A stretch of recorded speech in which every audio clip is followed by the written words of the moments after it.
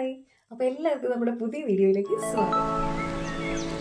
കുറേ നാളായി സത്യത്തിൽ ഞാനൊരു വ്ളോഗ് ചെയ്തിട്ട്. അപ്പോൾ ഇന്ന് എനിക്ക് തമ്മിൽ കണ്ടപ്പോൾ തന്നെ നിങ്ങൾക്ക് എല്ലാം മനസ്സിലായി കാണും. വളരെ ഇമ്പോർട്ടൻ്റ് ആണോ എന്ന് ചോദിച്ചാൽ അങ്ങനെ പറയാൻ പറ്റില്ല. എന്നാൽ പോലും നമ്മുടെ ഒരു അഭിപ്രായം പറയണം എന്നെനിക്ക് തോന്നിയ ഒരു ടോപ്പിക്കിനെ പറ്റി സംസാരിക്കാൻ വേണ്ടിയിട്ടാണ് കേട്ടോ ഞാനിന്ന് വന്നിട്ടുള്ളത്. എന്താണെന്ന് വെച്ചാൽ എല്ലാവർക്കും അറിയാം, അത്യാവശ്യം നല്ല ഫോളോവേഴ്സും സബ്സ്ക്രൈബേഴ്സും ഒക്കെയുള്ള അഖിൽ NRD എന്ന് പറയുന്ന ഒരു കണ്ടന്റ് ക്രിയേറ്റർ അല്ലെങ്കിൽ വ്ളോഗർ ഓർ യൂട്യൂബർ ആളുടെ ഒരു ടോപ്പിക്കാണ് ഇപ്പം ട്രെൻഡിങ് ആയിട്ട് പോയിക്കൊണ്ടിരിക്കുന്നത്. ട്രെൻഡിങ് എന്ന വാക്ക് തന്നെ പറയണം, കാരണം ഞാൻ ആളുടെ ഒരു നോർമൽ ഫോളോവറാണ്. ഞാൻ ആളുടെ വീഡിയോസൊക്കെ കാണാറുണ്ട്. ആളെ വീഡിയോസും വൈഫുമായിട്ട് ചെയ്യുന്ന വീഡിയോസൊക്കെ ഞാൻ കാണാറുണ്ട്. അതൊക്കെ ഞാൻ ഷെയർ ചെയ്തിട്ടുണ്ട്. അങ്ങനത്തെ ഒരാളാണ് ഞാൻ. ഫസ്റ്റ് ഞാൻ റാൻഡംലി യൂട്യൂബിൽ ഇങ്ങനെ സ്ക്രോൾ ചെയ്ത് പോകുമ്പോഴാണ് കേട്ടോ ഞാൻ ഈ ഒരു ഇങ്ങനെ ഏതോ ഒരു യൂട്യൂബർ ഇട്ടിരിക്കുന്ന ഒരു വീഡിയോ എനിക്കിങ്ങനെ ഫീഡിൽ കയറി വന്നത്. അപ്പോഴാണ് ഞാൻ ഈ സംഭവം അറിഞ്ഞപ്പോൾ ഞാൻ സത്യത്തിൽ ഷോക്കായി പോയി. കാരണം നമ്മൾ വീഡിയോസൊക്കെ കാണുമ്പം നമുക്കറിയാലോ, അങ്ങനെ ഒരു ഭയങ്കര ഹാപ്പി ആയിട്ടുള്ള ഒരു കപ്പിളായിട്ടാണ് നമ്മൾ കാണുന്നത്. പിന്നെ റീസെൻ്റ്ലി ആളുടെ ഒരു സിനിമ ഇറങ്ങിയിട്ടുണ്ടെന്ന് തോന്നുന്നു. അതും ഇപ്പം റിലീസായോ എന്താണെന്ന് എനിക്കറിയില്ല. ഞാനിങ്ങനെ റാൻഡം ആയിട്ട് കണ്ടതാണ്. സിനിമയും റിലീസായിട്ടുണ്ടെന്ന് തോന്നുന്നു. അപ്പം അങ്ങനെയൊക്കെ അന്നും ഞാൻ അതിൻ്റെ എനിക്ക് തോന്നുന്നു ഏതോ ഒരു ചാനലുകാർ ഇട്ടിരിക്കുന്ന വീഡിയോയാണ് ഞാൻ കണ്ടത്. ഇൻ്റർവ്യൂ പോലെ സംഭവമാണ് ഞാൻ കണ്ടത്. അത് ഞാൻ ഫുള്ളൊന്നും കണ്ടില്ല. ഞാനിങ്ങനെ ജസ്റ്റ് സ്ക്രോൾ ചെയ്ത് പോയപ്പോൾ കണ്ടതാണ്. അപ്പോൾ അങ്ങനെയാണ് അതും ഞാൻ കണ്ടത്.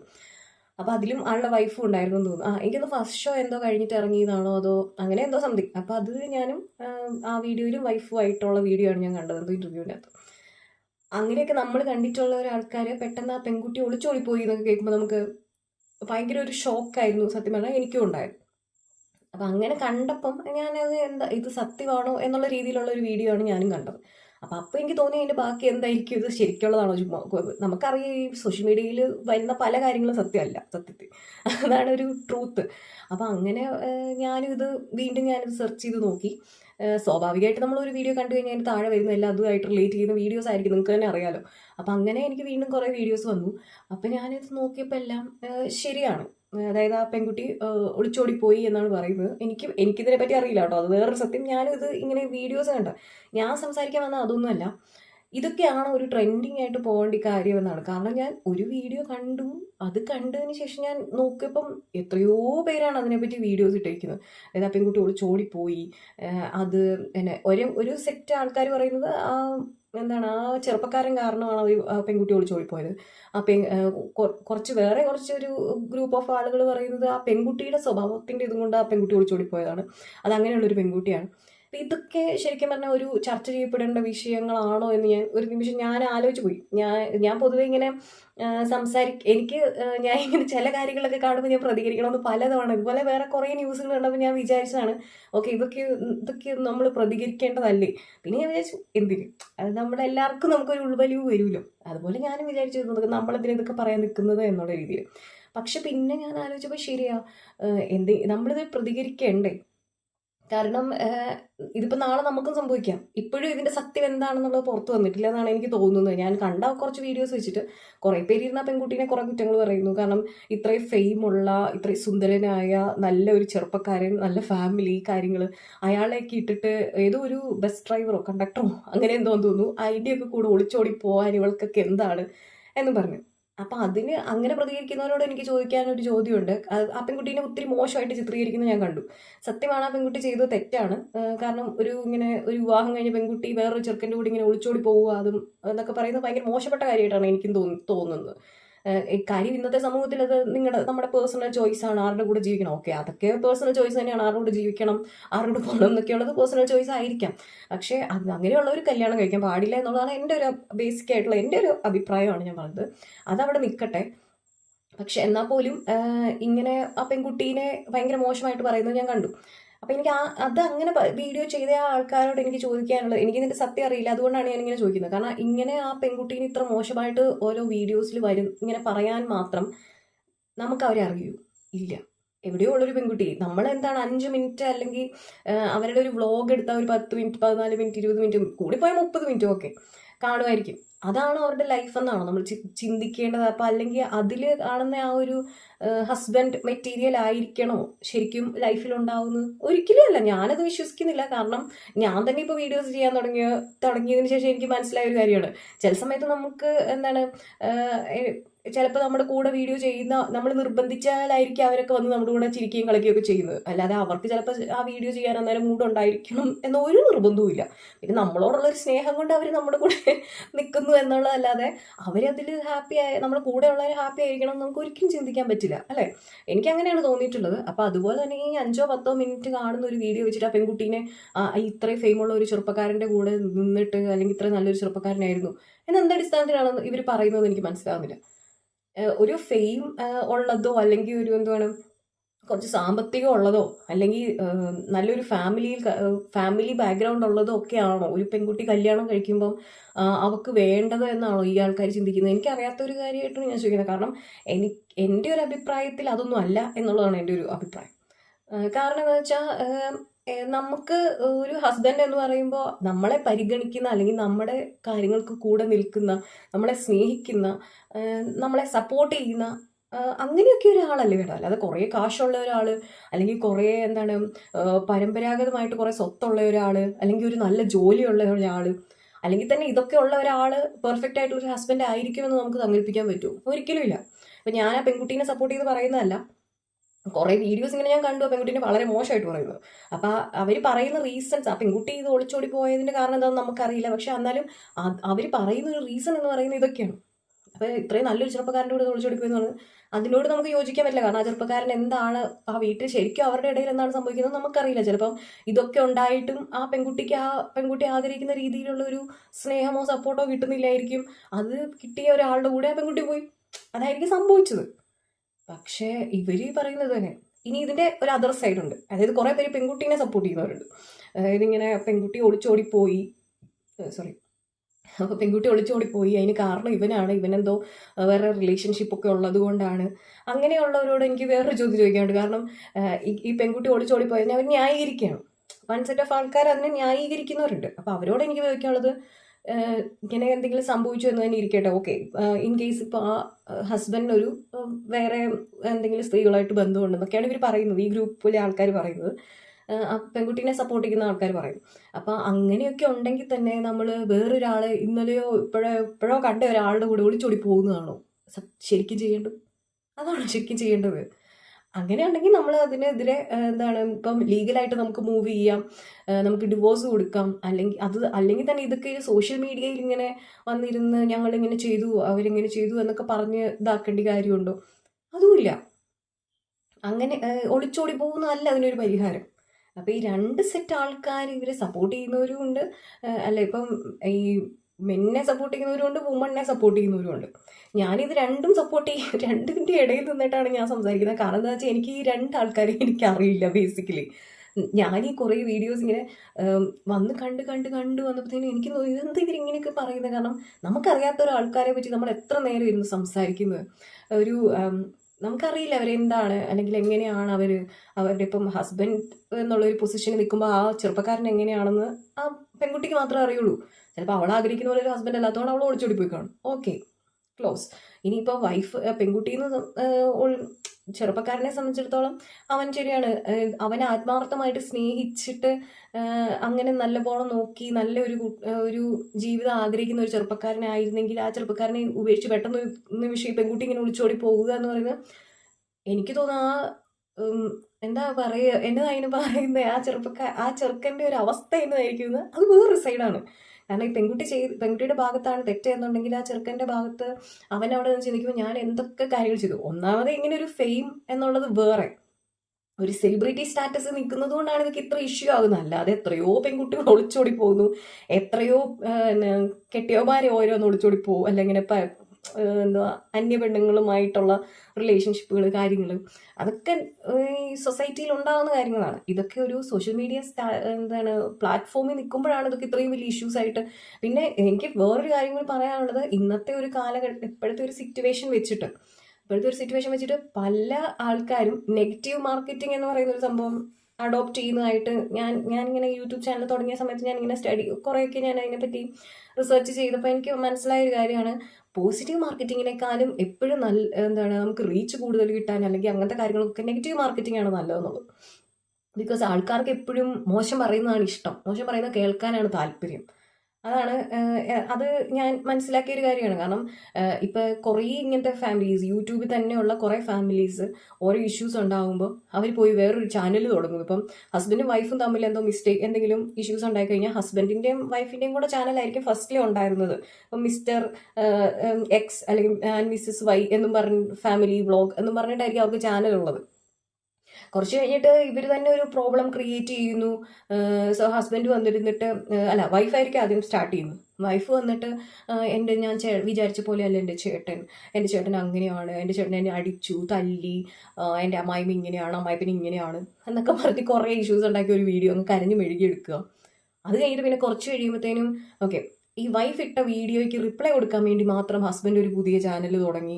അതിലിരുന്നിട്ട് ഹസ്ബൻഡ് അവള് ചെയ്ത തെറ്റുകൾ അവൾ പറയുന്നില്ല, അവൾ അങ്ങനെ ചെയ്തു, അവൾ ഇങ്ങനെ ചെയ്തു, അതുകൊണ്ടാണ്, അല്ലാതെ എൻ്റെ അമ്മയുടെ കുഴപ്പമല്ല, എൻ്റെ അപ്പൻ്റെ കുഴപ്പമല്ല എന്നൊക്കെ പറഞ്ഞ് ഹസ്ബൻഡ് വേറൊരു വീഡിയോ ഇടുക. പിന്നെ ഇവർ ഒരു 3-4 വീഡിയോസ് അടുപ്പിച്ചിടുക.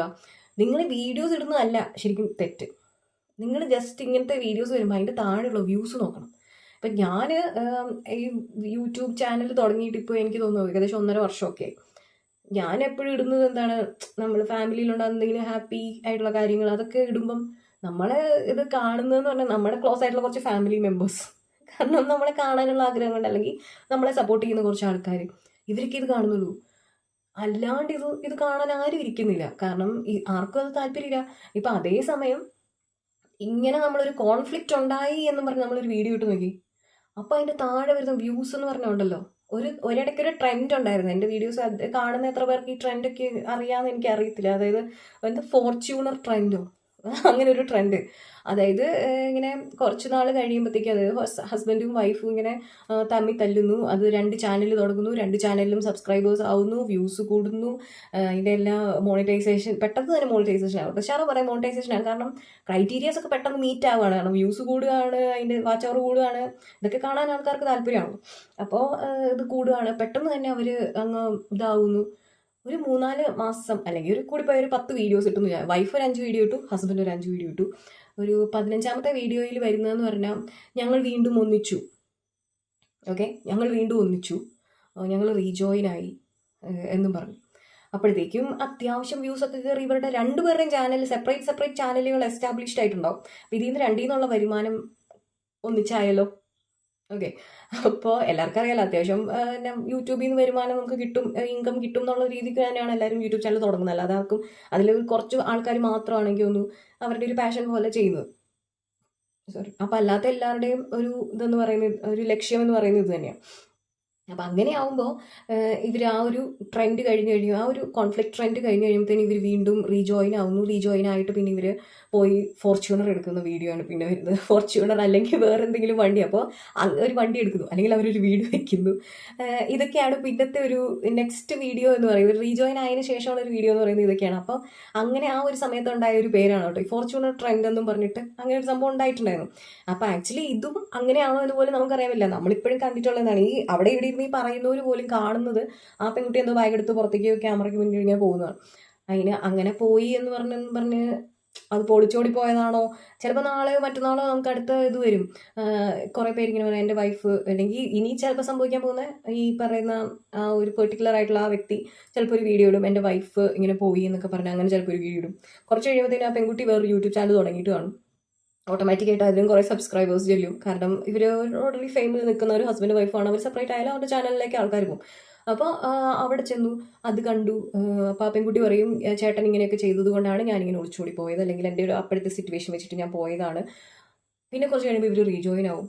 ഇതൊക്കെ എന്ന് പറഞ്ഞപ്പോൾ ഒരു എന്താ അതിനൊക്കെ ഒരു ഭംഗിയില്ലാത്ത കാര്യങ്ങളായി മാറിയിട്ടുണ്ടെന്നുള്ളതാണ് എനിക്ക് തോന്നുന്നത്. അപ്പോൾ ഇത് കണ്ടപ്പോൾ എനിക്കിങ്ങനെ പറയണം എന്ന് തോന്നി. കാരണം ഇതൊക്കെ ഒരു ട്രെൻഡിങ് നിൽക്കേണ്ട കാര്യമാണോ? യൂട്യൂബ് ഓപ്പൺ ചെയ്യുമ്പോഴേ നമുക്ക് കാണുന്ന ഇതൊക്കെയാണ്. കാരണം ഇതൊക്കെ എല്ലാവരും ഒരു വിഷയമാക്കേണ്ട കാര്യമൊക്കെ ആണോ ഇതൊക്കെ? നിങ്ങളുടെയൊക്കെ അഭിപ്രായം നിങ്ങൾ കമൻറ്റ് ചെയ്യണം. കാരണം എനിക്ക് അങ്ങനെ തോന്നി. ബിക്കോസ് എന്തൊക്കെ ഇഷ്യൂസ് നമ്മൾക്ക് ഇപ്പം നടക്കുന്നുണ്ട്. ആക്ച്വലി എത്ര എത്ര ആൾക്കാർ ഈ വെള്ളപ്പൊക്കത്തിൻ്റെ പ്രശ്നങ്ങൾ, അങ്ങനെ സൊസൈറ്റിയിൽ എന്തെല്ലാം കഷ്ടപ്പാടുകളും അനുഭവിക്കുന്ന ആൾക്കാരുണ്ട്. അങ്ങനത്തെയൊക്കെ ആൾക്കാരുള്ള ഈ അവരുടേതായ പ്രശ്നങ്ങളും കാര്യങ്ങളും ഒന്നും ആരും കാണാനും ഇല്ല, കേൾക്കാനും ഇല്ല. ഉണ്ടാവും ഉണ്ടാവും, ഞാൻ അടച്ചാക്ഷേപിക്കുകയല്ല. ഉണ്ടാവും, അങ്ങനത്തെ കാര്യങ്ങൾ അന്വേഷിക്കുന്ന മനുഷ്യരും ഉണ്ട്, അതൊക്കെ ചെയ്തു കൊടുക്കുന്നവരും ഉണ്ട്, കാര്യങ്ങളുണ്ട്. പക്ഷേ ഇതുപോലത്തെ ഈ നെഗറ്റീവ് ആയിട്ടുള്ള കാര്യങ്ങൾ ഇങ്ങനെ സ്പ്രെഡ് ചെയ്ത് ആ ഫാമിലീനെ ഇങ്ങനെ അസോൾട്ട് ചെയ്ത്, അല്ലെങ്കിൽ ഈ ആ പെൺകുട്ടീനെ കുറേ ഇങ്ങനെ അസഭ്യം പറഞ്ഞ് വീഡിയോസ്, അല്ലെങ്കിൽ കുറേ ട്രോളുകൾ, നമുക്കിതൊക്കെ ഒരു അംഗീകരിക്കാൻ, എനിക്കിതൊന്നും ഉൾക്കൊള്ളാൻ പറ്റുന്നില്ല. ഞാൻ പെട്ടെന്ന് കണ്ടപ്പോൾ എനിക്ക് തോന്നി ഇത് നമ്മൾ പറയണം. നമ്മളെ കാണുന്ന ഒരു 10 പേരെങ്കിലും അതിൽ നിന്ന് ഇങ്ങനെ ഒരു അവരെ കുറെ കുറ്റം പറയാൻ വേണ്ടിയിട്ട് നിൽക്കുന്നവരാണെങ്കിൽ അതിൽ നിന്നൊന്ന് പിന്തിരിയുകയാണെങ്കിൽ അത് നല്ലതല്ലേ. കാരണം സത്യം അറിയാത്തൊരു കാര്യത്തെപ്പറ്റി ഇങ്ങനെ പ്രതികരിക്കാൻ നമ്മൾ പോകുന്നത് എത്രത്തോളം ശരിയാണ്, അല്ലെങ്കിൽ അത് ശരിയായ കാര്യമാണോ എന്നെനിക്ക് ചോദിക്കണം എന്ന് തോന്നി. അതിന് വേണ്ടിയിട്ടാണ് ഞാൻ ഈ വീഡിയോ ചെയ്തത് ആക്ച്വലി. അല്ലാതെ എനിക്ക് ആ 2 വ്യക്തികളെയും എനിക്ക് പേഴ്സണലി അറിയില്ല. ഞാനും ഈ 5 മിനിറ്റുള്ള വീഡിയോസ് കാണുന്ന, അല്ലെങ്കിൽ ആ കാണുന്ന വീഡിയോസ് കണ്ട് അവരെ ഞാൻ ഒരിക്കലും അവരെ അനലൈസ് ചെയ്യില്ല. ചെയ്യേണ്ട കാര്യമില്ല. കാരണം അവർ ശരിയാണ്, നമ്മളൊരു മൂവി കാണുന്ന ഒരു ലാഘവത്തോടെ തന്നെയാണ് ഞാൻ എപ്പോഴും ഇങ്ങനത്തെ വീഡിയോസും കാണുന്നത്. കാരണം നമ്മൾ ഫാമിലി ആയിട്ട് ജീവിക്കുമ്പോൾ നമുക്കറിയാം എത്രത്തോളം ഒരു ഫാമിലി മുന്നോട്ട് കൊണ്ടുപോകാനുള്ള സ്ട്രഗിൾസ് ഉണ്ടെന്ന്. ഇപ്പോൾ എത്രയാണെന്ന് പറഞ്ഞാലും കല്യാണം കഴിക്കുന്ന 2 വ്യക്തികളാണ്. അവർക്ക് അവരുടേതായ ചോയ്സുകളുണ്ട്, അവരുടേതായ ഇഷ്ടങ്ങളുണ്ട്, കാര്യങ്ങളുണ്ട്. അപ്പോൾ അത് നമ്മൾ എന്താ ഒരു കമ്മിറ്റ്മെന്റ് കൊണ്ടോ അല്ലെങ്കിൽ ഒരു സ്നേഹത്തിന്റെ പുറത്തോ ഒക്കെയാണ് നമ്മൾ ഒന്നിച്ച് ജീവിക്കുന്നതും ഒന്നിച്ച് പോകുന്നതും. അപ്പോൾ അതിനിടയ്ക്ക് ഒരുപാട് പ്രശ്നങ്ങളുണ്ടാവും, ഒരുപാട് കാര്യങ്ങളുണ്ടാവും. അതൊക്കെ എനിക്കതിപ്പോൾ മനസ്സിലാക്കാൻ പറ്റുന്നുണ്ട്. പക്ഷേ അതൊക്കെ ഉണ്ടെങ്കിലും ഇതുപോലെ ആ ഒരു 5 മിനിറ്റത്തെ വീഡിയോയിൽ അവർ കാണിക്കുന്ന ആ ഒരു ഹാപ്പിനെസ് മാത്രമാണ് അവരുടെ എൻ്റെ ലൈഫിൽ നടക്കുന്നത്.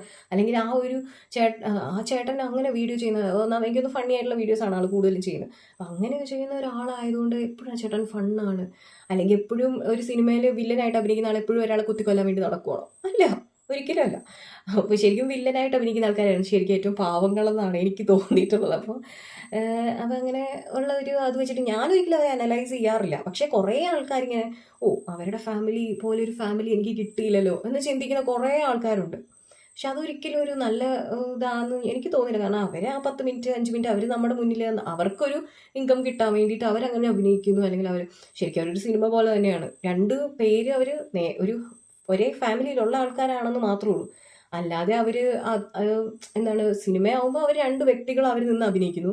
ഇതിപ്പോൾ ഒരു ഫാമിലിയിലുള്ള ആൾക്കാർ നിന്ന് അഭിനയിക്കുന്നു. അല്ലാതെ ഇപ്പോൾ എന്താ ഒരു വ്യത്യാസം ഞാൻ നോക്കിയിട്ട് കാണുന്നില്ല. കാരണം എപ്പോഴും അവരിങ്ങനെ ഹാപ്പി ആയിട്ട് ഇരിക്കുകയാണോ? അല്ല, അവർ ആ ഒരു വീഡിയോ ചെയ്യാൻ വേണ്ടിയുള്ള സമയത്ത് അവർ ഹാപ്പി ആയിട്ട് അഭിനയിക്കുന്നു എന്നുള്ളതല്ലാതെ ഫുൾ ടൈം അവരിങ്ങനെ ഹാ ഹാ ഹാ എന്ന് പറഞ്ഞിങ്ങനെ ചളി പറഞ്ഞ് കോമഡി പറഞ്ഞ് ഇങ്ങനെ നടക്കുക എന്നാണോ നമ്മൾ വിചാരിക്കേണ്ടത്? ഒരിക്കലല്ല. അപ്പോൾ ആ ഒരു 5 മിനിറ്റോ 10 മിനിറ്റോ ഉള്ള വീഡിയോ വെച്ചിട്ട് നമ്മൾ അവരെ കാണുന്ന ആ ഒരു കുറച്ച് ടൈം കൊണ്ട് നമ്മൾ അവരെ ഇങ്ങനെ ജഡ്ജ് ചെയ്ത് അവരെ പറ്റി ഇങ്ങനെ നല്ലത് പറഞ്ഞാലും കുഴപ്പമില്ല കേട്ടോ. എൻ്റെ ഒരു അഭിപ്രായമാണ്. നല്ലത് പറയുന്നതിന് കുഴപ്പമില്ല, അവർ നല്ല ആൾക്കാർ. പക്ഷെ നല്ലത് പറയാൻ ആരും വരികയില്ല, മോശം പറയാൻ മാത്രമേ എല്ലാവരും വരികയുള്ളൂ. എല്ലാവർക്കും മോശം കേൾക്കാനാണ് താല്പര്യം, മോശം പറയാനാണ് ഇഷ്ടം. അപ്പോൾ അങ്ങനെയുള്ളവർ ഇപ്പം തന്നെ എത്ര വീഡിയോസ്, ഞാൻ ഒരു വീഡിയോ ജസ്റ്റ് കണ്ടു. അപ്പോൾ ഞാനും ഒരു സബ്സ്ക്രൈബറാണ് അവരുടെ ചാനലിൽ എന്ന് എനിക്ക് തോന്നുന്നത്. അപ്പോൾ അതുകൊണ്ട് ഞാൻ ഇങ്ങനെ സംഭവിച്ചു, എന്നാൽ പിന്നെ എന്തായിരിക്കും ശരിക്കും സംഭവിച്ചത്? അപ്പോൾ എല്ലാവരും ഇട്ടിരിക്കുന്ന വീഡിയോ സത്യം എന്തെന്നുള്ളത്. അപ്പോൾ നമ്മൾ സത്യം എന്തെന്ന് അറിയാലോ എന്ന് വിചാരിച്ചു. പക്ഷേ ആ വീഡിയോ ഫുള്ള് കണ്ടു നോക്കണം, അതിലൊരു സത്യവും ഇല്ല. കാരണം ആർക്കും അറിയില്ലാത്ത സത്യം എങ്ങനെ ഇവർ പറയുന്നത്? ഇവർ വെറുതെ കുറച്ച് തമ്മനയിൽ അങ്ങ് ഉണ്ടാക്കുക, എന്നിട്ട് പിന്നെ കുറച്ച് സമയം അങ്ങിരുന്ന് പറഞ്ഞ് അങ്ങനെ. ഇപ്പം ഞാനും ഏകദേശം അതൊക്കെ തന്നെയാണ് ചെയ്യുന്നത്. എന്നാൽ പോലും ഞാൻ അവരെ 2 പേരെയും ഞാൻ സപ്പോർട്ട് ചെയ്യുകയല്ല, അല്ലാണ്ട് അവരെ 2 പേരെയും കുറ്റം പറയാനും അല്ല ഞാൻ വന്നത്. എനിക്കിതൊക്കെ ഒരു ഇങ്ങനെ കുറച്ച് ആൾക്കാർ ഇങ്ങനെ ഇരുന്ന് ജഡ്ജ് ചെയ്യുന്നത് കണ്ടപ്പോൾ എനിക്കിങ്ങനെ പറയണം എന്ന് തോന്നി. കാരണം ഒരു 10 മിനിറ്റത്തെ 5 മിനിറ്റത്തെ വീഡിയോ കൊണ്ട് നമ്മൾ ജഡ്ജ് ചെയ്യരുത് എന്ന് പറയാൻ വേണ്ടിയിട്ട് ഒരു വീഡിയോ ചെയ്യണം എന്ന് എനിക്ക് തോന്നി. അപ്പോൾ അതാണ് ഞാൻ കുറേ നാൾ കൂടി ഇങ്ങനെ ഒരു ലോങ് വീഡിയോ ചെയ്യാൻ കാരണം തന്നെ. അപ്പോൾ പിന്നെ എനിക്കൊരു കാര്യം പറയാനുണ്ട്. ഒരു ഭയങ്കര സന്തോഷമുള്ള കാര്യം നിങ്ങളോട് ഷെയർ ചെയ്യണമായിരുന്നു. അത് ഞാൻ അടുത്തൊരു വീഡിയോ ആയിട്ട് ചെയ്യണോ അതോ ഇപ്പം തന്നെ പറയണോ എന്ന് എനിക്ക് വേണ്ട, അടുത്തൊരു വീഡിയോ ആയിട്ട് ചെയ്യാം. അപ്പോൾ അടുത്ത വീഡിയോ നിങ്ങളെല്ലാവരും വെയിറ്റ് ചെയ്യണം എന്നാണ്. വെയിറ്റ് ചെയ്യാം, ഒരു 2-3 ദിവസം വെയിറ്റ് ചെയ്യാം. ഞാൻ എന്തായാലും ചെയ്യുന്നതായിരിക്കും. അപ്പോൾ ഒരു സർപ്രൈസ് ഞാൻ നിങ്ങൾക്ക് വേണ്ടിയിട്ട് വെച്ചിട്ടുണ്ട്. അപ്പോൾ അതെന്താണെന്ന് അറിയാൻ വേണ്ടിയിട്ട് നിങ്ങൾ വെയിറ്റ് ചെയ്യണം. പിന്നെ കുറേ പേര് എൻ്റെ അമ്മയുടെ വിശേഷങ്ങളൊക്കെ ചോദിക്കുന്നുണ്ട്. അത് ഞാൻ സത്യത്തിൽ ഞാൻ ഇത്തിരി ബിസിയാണിപ്പോൾ. കുറച്ച് കാര്യങ്ങളൊക്കെ ആയിട്ട് ഞാനിങ്ങനെ തിരക്കിലാണ്. അപ്പോൾ അതുകൊണ്ടാണ് എനിക്ക് അങ്ങനെ ലോങ് വീഡിയോസ് ഒന്നും ചെയ്യാൻ പറ്റാത്തത്. ഷോർട്സ് തന്നെ ഞാനിങ്ങനെ നമ്മൾ ലൈവ് ആയിരിക്കണമല്ലോ എന്ന് വിചാരിച്ചിട്ടാണ് ഞാൻ ഷോർട്സ് തന്നെ ചെയ്യുന്നത്. കാരണം എനിക്ക് ടൈം എല്ലാം കൂടെ അഡ്ജസ്റ്റ് ചെയ്യാൻ പറ്റുന്നില്ല. അപ്പോൾ കുറച്ചൊരു ഫ്രീ ടൈം കിട്ടിയാലേ നമുക്ക് ശരിക്കും ലോങ് വീഡിയോസൊക്കെ ഡെഡിക്കേറ്റഡ് ആയിട്ടിരുന്ന് ചെയ്യാൻ പറ്റുള്ളൂ. പക്ഷേ ഇതിപ്പോൾ ഒരു അത്യാവശ്യം പോലെ എനിക്ക് തോന്നി, അതുകൊണ്ട് മാത്രം ഞാൻ ചെയ്തതാണ്. ഇല്ലെങ്കിൽ ഞാനിങ്ങനെ കുറേ കാര്യങ്ങൾ ഇങ്ങനെ കാണുമ്പോൾ ഞാൻ വിചാരിക്കും ഇതൊക്കെ നമ്മൾ സംസാരിക്കേണ്ടതല്ലേ. നമ്മളൊരു സോഷ്യൽ മീഡിയ പ്ലാറ്റ്ഫോമിൽ നിൽക്കുമ്പോൾ നമുക്കത് പറയാമല്ലോ. നമ്മളെ കേൾക്കാനും കുറച്ച് ആൾക്കാർ, ഇപ്പം 10 പേരെ കേൾക്കുന്നുണ്ടെങ്കിൽ അത് 5 പേരെങ്കിലും നമ്മളെ സപ്പോർട്ട് ചെയ്യുന്നവരായിരിക്കും എന്നൊരു തോട്ടിൽ ഞാൻ അങ്ങനെ ചെയ്യണം എന്ന് വിചാരിച്ചിട്ടുണ്ട്. പക്ഷേ പിന്നെ ഒരു മടി അല്ലെങ്കിൽ ഒരു ഇതുകൊണ്ട് നമ്മൾ ചെയ്യാണ്ട് പോകും. അപ്പോൾ ഇന്നിപ്പോൾ എന്തായാലും ഞാൻ ഇതെനിക്ക് പറയണം എന്ന് തോന്നി. അപ്പോൾ അങ്ങനെ വന്നതാണ്. അപ്പോൾ ഇനി കുറച്ച് വീഡിയോസ് എനിക്ക് വരാനുണ്ട്. ആക്ച്വലി എനിക്ക് കുറച്ച് കാര്യങ്ങളൊക്കെ പറയാനുണ്ട്. അപ്പോൾ അതിനൊക്കെ വേണ്ടിയിട്ട് നിങ്ങൾ കാത്തിരിക്കണം. അപ്പോൾ നമ്മുടെ ചാനൽ ആദ്യമായിട്ടാണ് ആരെങ്കിലും കാണുന്നതെന്നുണ്ടെങ്കിൽ സബ്സ്ക്രൈബ് ചെയ്യാൻ മറക്കരുത്. അപ്പോൾ നമുക്ക് അടുത്ത വീഡിയോയിൽ കാണാം. പിന്നെ നിങ്ങളുടെ അഭിപ്രായങ്ങൾ, ഇപ്പം ഞാൻ പറഞ്ഞ ഒരു 5 മിനിറ്റോ 10 മിനിറ്റോ കൂടി കാണുന്ന ഒരു വീഡിയോ വെച്ചിട്ട് ഒരു പേഴ്സണാലിറ്റീനെ ജഡ്ജ് ചെയ്യണോ എന്നുള്ള ഒരു നിങ്ങളുടെ അഭിപ്രായം എന്താണെന്നുള്ളതും കൂടി നിങ്ങൾ എന്തായാലും കമൻ്റ് ആയിട്ട് പറയണം കേട്ടോ. നിങ്ങളുടെ അഭിപ്രായങ്ങളൊക്കെ കമൻറ്റ് ചെയ്യുക. നമുക്ക് അടുത്ത വീഡിയോ ആയിട്ട് അടുത്ത ദിവസം കാണാം. അതുവരെ എല്ലാവരും take care. Bye bye. Bye from Divya.